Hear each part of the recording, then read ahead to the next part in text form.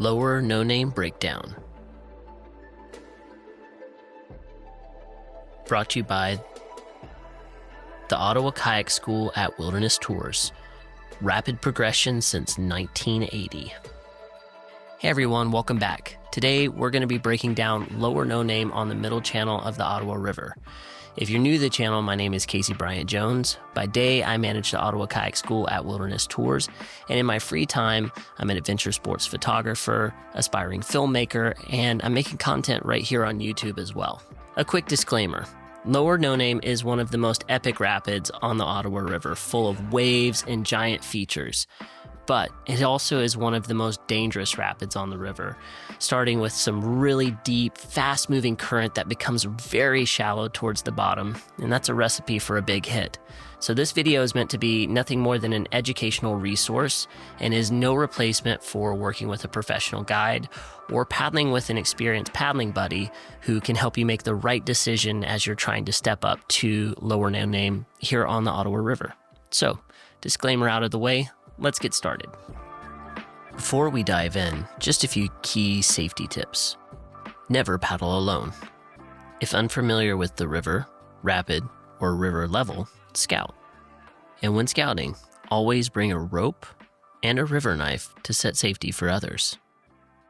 All right, class is in session. We're at Lower No-Name, located on the middle channel of the Ottawa River. The Shaggy Designs gauge is reading plus 10.5, and we're about to have a blast. First, let's take a broad look at the rapid. Starting at the top, let's highlight the river left-hand eddy, and from here, we'll make our way over to the left shore to the Portage Trail, which runs alongside the river here and continues down to the point where a small stream meets the river about halfway through the rapid. If you want to bypass the top half of the rapid, this is the easiest portage option.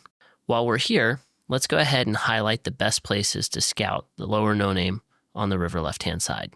Moving back to the top of the rapid, the river center eddy is our next point of interest. From there, we'll ferry across to the river right eddy, where the Portage Trail begins and runs parallel to the river all the way down to the river right eddy, located at the bottom of the rapid. Alongside the trail are two main spots for scouting Lower No-Name on river right. Next, let's look for landmarks that will help us orient ourselves as we make our way through the rapid. On the left, we have a large flat rock. On the right, there's a distinctive diagonal wave, and in the center of the river, further downstream, there's a large crashing wave. Let's switch perspectives and look downstream so we can familiarize ourselves with these features when approaching the rapid in our kayaks. Again, we've got the big flat rock on the left, followed by the diagonal wave on the right, and the crashing wave in the center. Now, if we follow the flow of the current, we can see how it converges in the center of the river, forming a downstream V. As we approach the center of the bend, we'll notice that the current pushes towards the left until the outlet of the rapid, where it begins to shift directions back to the right. Hey, I hope you're enjoying this breakdown. And if you are, don't forget to hit the subscribe button right down here. It's going to help me grow the channel. Currently, 70% of viewers aren't actually subscribed, so it would really help me out if you would hit that subscribe button. It's right there. All right, let's keep going. Now that we're back, let's break down the remaining features of interest, starting with a shallow diagonal crashing wave that angles left to right, guiding us to our next big feature, Big Smoothie, a powerful crashing wave hole. Let's change our angle and take a closer look at the right side of Big Smoothie. Afterwards, we'll move further downstream to examine the next diagonal feature, angling left to right across the river. As we get closer to the end of the rapid, we enter the shallow section where Lower No-Name gets particularly tricky. There are three additional features to be aware of: Vampire Hole, which is just right of center, Keegan's Hole, which is a little downstream and left of center, and a crashing wave that's nicknamed Right Now, located between the two. Moving back upstream, there are three classic routes at Lower No-Name, and I'll introduce each of the routes from easiest to hardest. The far left line.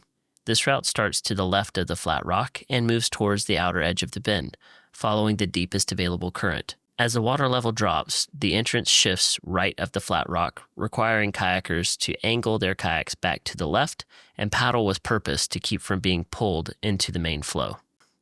The right line. Starting in the center of the river, paddlers must angle their kayaks left to right, passing just to the right of the first crashing wave. Midway through the bend, they'll need to angle back to the left slightly to find the next downstream V, avoiding both the diagonal wave on the right and the diagonal wave that feeds into Vampire Hole. The main line. the most challenging standard line, and the reason you're here. Before I even consider running this line with a student, I make sure they've mastered a few critical skills. First, the ability to generate lateral momentum for smooth navigation, seamless edge-to-edge transitions to adapt to the ever-changing nature of whitewater, a powerful forward stroke to create momentum, an efficient forward sweep to control direction, and a consistent combat roll to recover quickly when things go awry. These skills are the foundation for a successful descent down the main line of Lower No Name. Starting right of center with a slight right angle, paddlers will have to navigate towards the right side of the first crashing wave. From here, there are two options. The left option, the bigger of the two, finds kayakers angling to the left to find the downstream V on the left side of Big Smoothie. The right side, kayakers will angle to the right, finding the downstream V to the right of Big Smoothie. At this point, both lines reconverge, looking to find their way to the downstream V between Vampire and Keegan's Hole before finishing to the left of center by Right Now. My go-to approach when guiding guests down the main line for their first time is to aim just right of Big Smoothie. The reason? Because once you're downstream of Big Smoothie, your kayak's right angle aligns parallel with the subsequent diagonal wave. This helps your kayak flow downstream using the river's energy to your advantage. Maintaining this same angle allows your kayak to approach the next crashing diagonal wave perpendicularly, which allows your kayak to continue downstream, setting you up for the downstream V between Vampire and Keegan's Hole. If you want to improve your paddling dramatically, try these technique tips. First, body positioning. Stay aggressive. Keep your shoulders just ahead of your hips. Don't hunch. Keep your back straight. Now crunch your core. This will bring your shoulders forward. Second, stroke awareness. Think about how each stroke affects the direction of your kayak, especially in tricky whitewater. Third, timing. Timing is critical. A great example is when you're approaching a big wave. As you near the edge of the wave, time your stroke to keep your kayak on course, especially when you want to counteract any spin the wave might create. On that final stroke, remember to drive your top hand forward as you pull on the bottom hand and crunch your core. This brings your shoulders forward, which in turn will help push the bow down and help you power through.